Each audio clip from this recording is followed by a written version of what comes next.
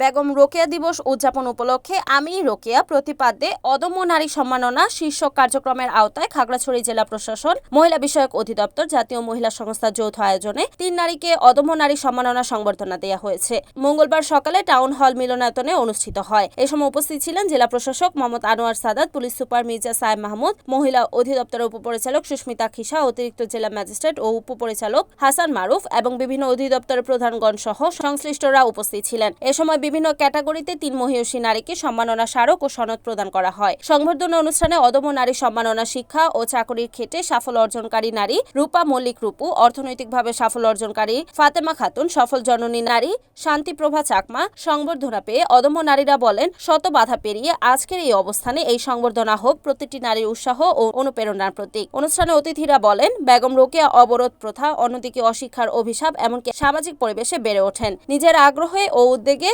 শিক্ষিত হয়েছিলেন এবং বুঝেছিলেন প্রকৃত শিক্ষার মধ্য দিয়ে নারী তার আপন শক্তি খুঁজে পাবে। আজীবন নারী শিক্ষা এবং অবরোধ প্রথার বিরুদ্ধে এবং নারী পুরুষের সমান অধিকারের পক্ষে লড়াই করেছেন তিনি। জীবনের সকল সম্পত্তি ও মেধা দিয়ে নারী জাগরণের জন্য লড়াই করেছেন। অন্যান্য বক্তারা সভা থেকে বেগম রোকেয়ার সংগ্রামী চেতনাকে ধারণ করে নারীর প্রতি সকল ধরনের বৈষম্য ও নির্যাতনের বিরুদ্ধে নারী পুরুষ ঐক্যবদ্ধভাবে লড়াই গড়ে তোলার আহ্বান জানান।